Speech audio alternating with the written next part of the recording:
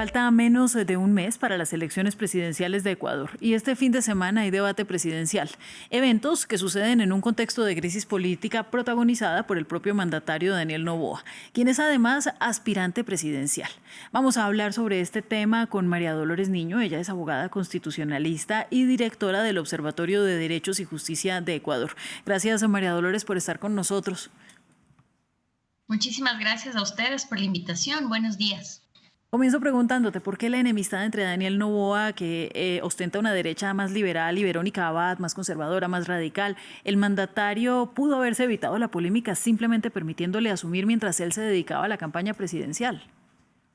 Bueno, en realidad, hasta ahora en Ecuador las razones reales para ese distanciamiento, para esa enemistad, nosotros las desconocemos.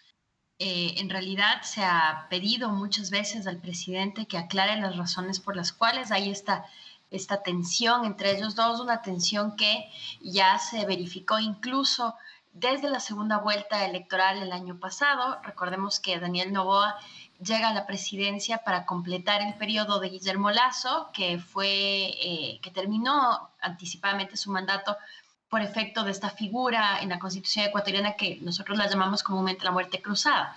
Entonces, de ahí, ¿por qué hay elecciones presidenciales tan seguido? Entonces, lo que hemos venido viendo es una tensión, una evidente enemistad entre ellos dos que, insisto, no nos explicamos por qué es y creo que la gente debería saber por lo menos las razones por las cuales estamos en esta crisis política entre la vicepresidenta y el presidente.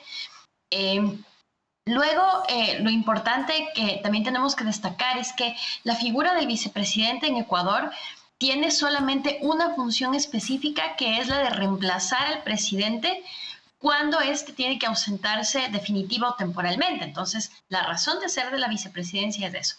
Y lo que ha venido pasando es que, a causa de esta enemistad, se ha tratado por parte de presidencia de que Verónica Abad no asuma la única función que constitucionalmente le corresponde, que es reemplazar a Daniel Noboa durante los 45 días que dura de campaña. Y hago énfasis en este número de días, 45, porque esta crisis que se ha exteriorizado en acciones judiciales y demandas múltiples, tanto de Noboa y su gabinete hacia Abad y de Abad hacia Noboa y su gabinete, ya viene cobrando fuerza desde el mes de agosto.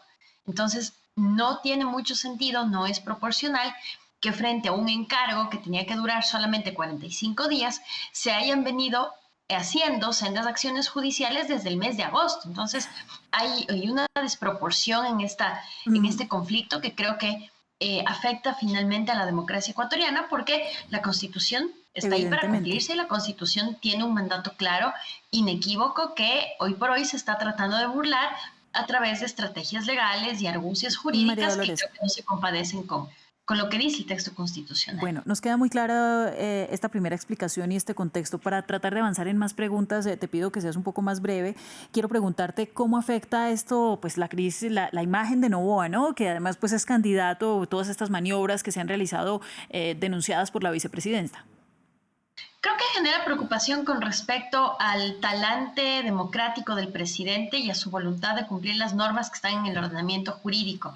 Si bien Daniel Noboa es un presidente que goza de mucha popularidad en los votantes en este momento, esto es innegable y las encuestas de eso lo dicen, esto no quiere decir que no generen estas conductas preocupaciones de ciertos sectores de la población un poco más abocados al control democrático sobre cómo esto podría ser una muestra de un futuro mandato donde la Constitución y las normas sean irrespetadas.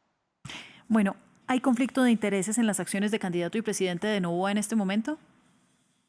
Este es otro problema que tiene un poco la misma preocupación que lo que mencioné anteriormente. Las normas electorales son claras, el artículo 93 de nuestra ley electoral es clara en el sentido de indicar que cuando un funcionario democráticamente electo que ya está en funciones desea postularse nuevamente para ese cargo, tiene que pedir una licencia temporal. Esto no es objeto de ningún tipo de excepción en esa norma.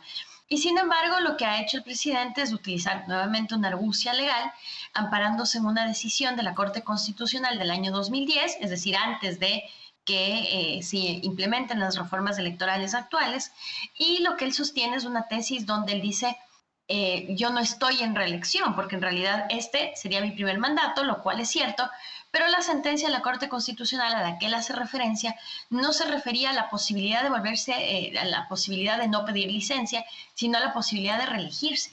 Entonces, es un principio democrático, como todos sabemos, que todos los candidatos tienen que jugar en la cancha con las mismas condiciones, y lo que ha creado esta resistencia de Daniel Noboa a tomar la licencia es que evidentemente tenga una ventaja sobre el resto de contendientes que no gozan ni de la exposición ni de los recursos que tiene él ahora como presidente, simultáneamente o cambiándose el sombrero, 4 días de presidente, 4 días de candidato.